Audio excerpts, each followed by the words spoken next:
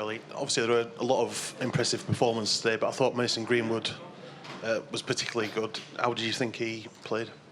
Of course, we've been delighted with the goal he scores. It's important for strikers to get that goal, even though we've said and we know that he's capable of scoring goals. So that first goal is going to be maybe a weight off his shoulders. I think his movement, his cleverness, he's going to be a very good player, the young boy. He started off on the right. Is that where you could see him playing? Well, he can play all the front three positions, front four really. He can play 10, he can play 7, 11, 9. So he's a natural footballer. So and with his he's got 2 feet, but with his left foot as well coming in, he can play anywhere along the front line.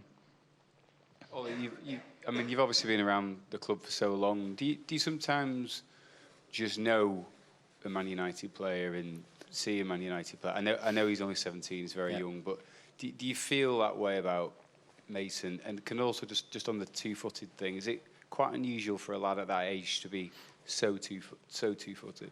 I think so. I think he's a natural, and when he takes a penalty with his right, he takes a penalty with his left, free kicks right, free kicks left. So he's almost what you call 50-50, maybe 51-49 left-footed. And you see a talented boy there, and he's got every opportunity to make it as a Man United player. Of course, it's also gonna be about luck, stay clear of injuries, be professional, and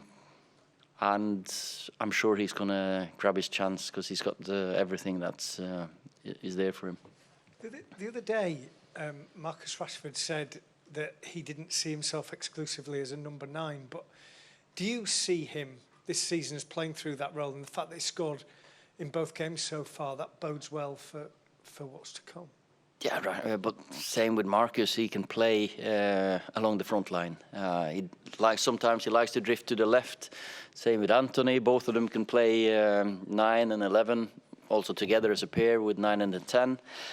And sometimes maybe on the right-hand side. So for me, it's great to have forwards who rotate and can see, well, he's on the right side and I'll be on the left side, or he's through the middle, I'll be on the side.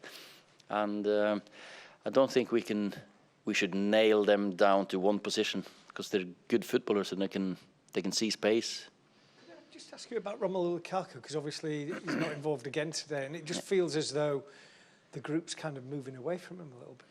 Of course, it's not ideal when you miss training sessions. He missed yesterday's, or towards the end of the session. Then he missed a game again today, so he's missed two chances to play 45 minutes. And at this stage of the season, it's important for us that we get everyone fit. So hopefully he'll be available soon.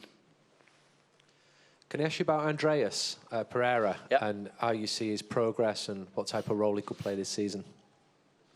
Well, we believe in the boy. We've given him a new contract. I think he's answered a couple of questions today as well, because he wants to learn. He listens. Whatever you tell him, he tries to put into his game. A couple of things today I saw that was really encouraging. And he did well last season. You know, he played against PSG away in that win. Southampton came and scored a goal. He came on and played against Liverpool. So he is one I expect more from this season. And you saw that today as well, that if you give him game time, he'll grow in his confidence as well. Hi, Ollie. Back of the room. Sorry. Yeah, there you are again. First of all, how's David? And also, you surprised us a bit yesterday by saying Dean Henderson was going to join up with the group. We kind of assumed he was going to Sheffield United. What is the thought process of him being part of the group in Singapore? Well, at the moment, he's back in England training. He's had a 10-day break after he trained for us with the first week. He needed a break after the under-21s. Of course, we're debating whether he should travel and come with us, or he should stay and train in England. I thought maybe it was best for him to come here. David's got a temperature and fever that built up today, so we didn't want to risk him getting worse. So hopefully he'll play against Inter. Like Lee is injured as well, so we've only got 2 fit keepers today. Just going back to Mason, Yep. has he got a genuine chance of starting against Chelsea in the first game of the season, or would that be too soon for him? No, he's got a chance to start that one. Yeah, definitely. He's capable, more than capable, and he'll always be there in and around the box, creating chances. And I won't say that that's not a possibility. No, it's a good possibility if he keeps going as he does. James? Difficult to keep players out that perform well. Ollie, just on Dallo, do you obviously brought Aaron in? You know, you got 2 sort of young, promising right backs. Do you see Dallo competing with Aaron for that position, or do you see him playing further forward? And do you see Ashley maybe more, competing with Luke on the left? Well, we're trying to build a squad that can have a long life, and with Diogo and Aaron, we've got 2 right backs that will be very good players. Diogo can also play right wing.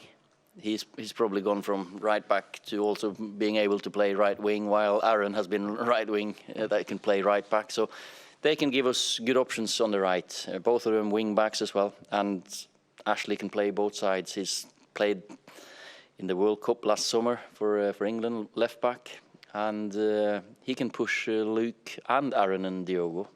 No bother.